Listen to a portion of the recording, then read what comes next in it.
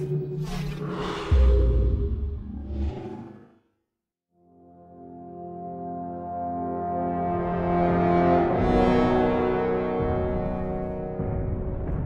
map pack in some ways is one of our first full direct Halo game projects. We started thinking about what do we want to do for map packs, when do we want to do them. We definitely wanted to pay full service to the universe created in Reach. One big consideration when we were working was how do we fit this to the fiction? All these maps are unique from the story standpoint of being places that are snapshots around the Reach universe as Reach is falling. You're constantly confronted with the fact that there's this beautiful place, but it's not going to be there forever.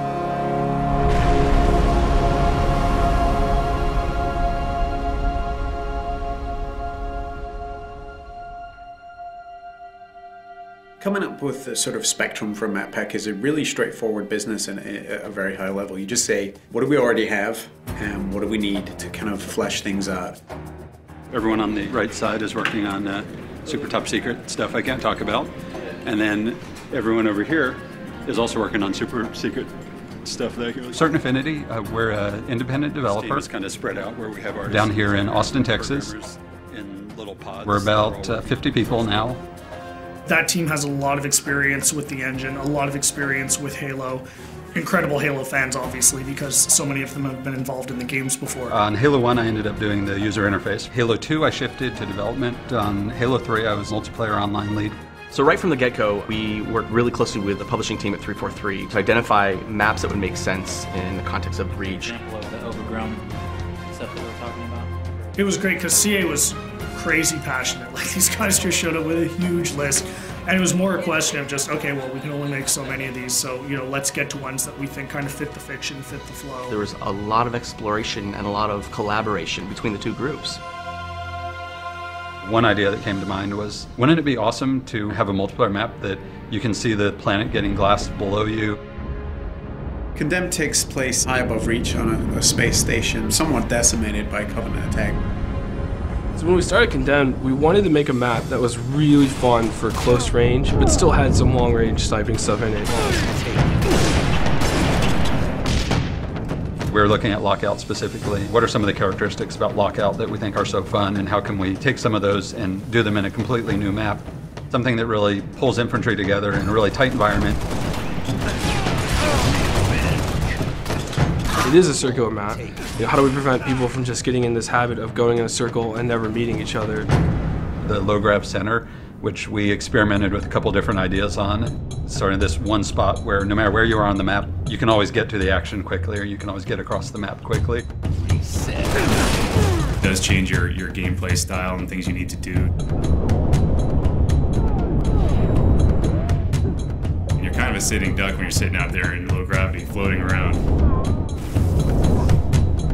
I remember at one point there was a giant energy beam that would come down, and if you were standing on that center platform at the wrong time, you would get blasted to smithereens. It was just encouraging people not to go into the center of the map, which is the exact opposite of what we wanted to do, so we just removed it.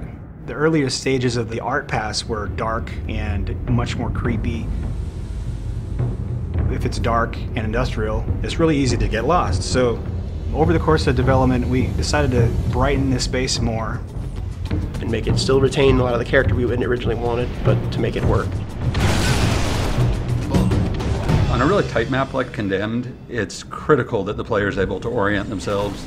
It actually came down to a lot of art coming in and helping us out and doing color-coded rooms. In the comm room, there's actually a big hologram establishing where it's been damaged and that it had been abandoned. Thinking about it like a facility that you would be in, you know, what kind of signage would be around that would help you navigate an airport or a hospital or a military base. One of the effects which we iterated on the most was the shield door effect. We couldn't make it look like a shield from any other shield effect that you have in Halo, because that would communicate a certain functionality. We had to design a new one, and we went through probably 4 or 5 different iterations. Some were way too strong and way too distorted because people want to be able to stand and shoot through the reactor core, and so we couldn't do anything that would really obstruct the view. I think it's going to be really fun when people play it the first time and they think they can go their old camping routines with the shield door and they just get a sticky grenade right in their face and they're going to drop it. At the end, I feel like we have a map which has a lot of mood in each of the spaces and really feels unique, not just in and of itself, but to the rest of all the maps that are within the Halo franchise. We're looking at the story and the fiction, and we really want all of our maps to be set in very distinct locales. Highlands is a military training preserve where certainly Spartans did some training. You have the guard tower in the middle, judging the war games. The Pelican crash landed that had a bunch of Spartan 2s on it. The Covenant coming in and glassing the entire planet. The lighting for Highlands was really based around the idea of a forest fire. The closest thing we could come up with to glassing, nearby glassing.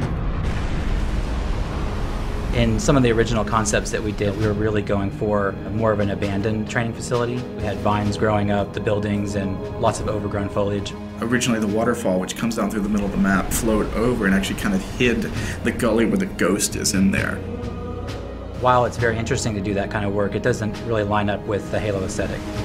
Sometimes it's really good to just go back to a really simple shape and just get players meeting as fast as possible. From the ground up, we wanted to make a giant expanse with bases in it and vehicles in it. What's the flow of the vehicles going to be? How are they going to move across the map? And then how, on top of that, are the infantry going to move?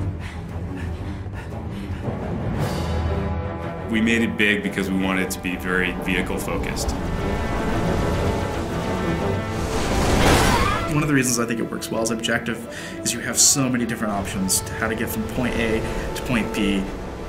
It's a weird hybrid of Blood Gulch style map kind of as a foundation, but mixed with these much more complex infantry spaces and these tighter spaces and all this verticality. But also having a variety of different locations that you can kind of hide and sneak and kind of make your way through the map and hopefully find the other person before they see you in the sights. Definitely speaks to the Halo of yore.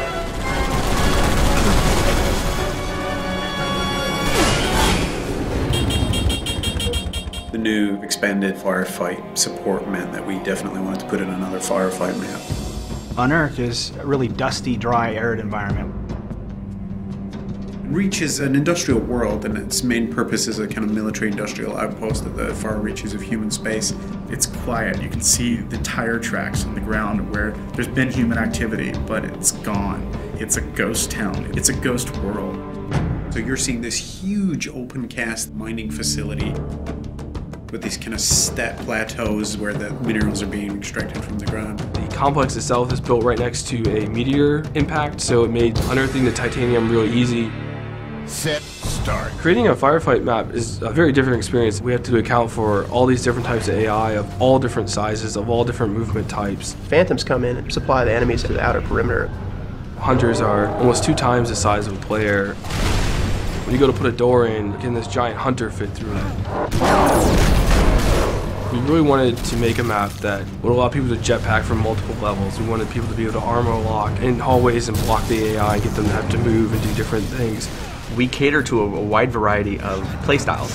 If you want to do close quarters combat, there's opportunity for that in there. If you want to just get in a vehicle and run havoc and run over, 40, 50, 60 grunts, then you can. They want more vehicle combat in firefight because that just adds a different dynamic than just being a Spartan on foot.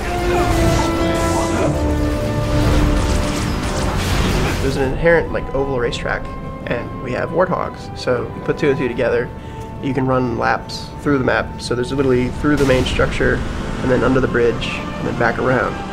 You can load up with your buddies, get a rocket launcher, rod, and shotgun, and then run laps and just rack them up. Just mauling through tons of Covenant. It adds this kind of exclamation point on the excitement and fun that is firefighting.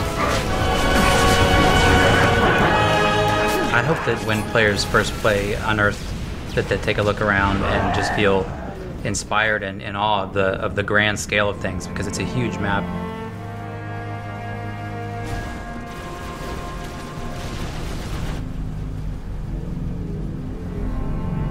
Unearthed is the calm before the storm. Highlands is the storm itself, with all the Covenant ships and the glassing that's happening right there on your doorstep. And then with Condemned at the very end, watching it all kind of go up in flames.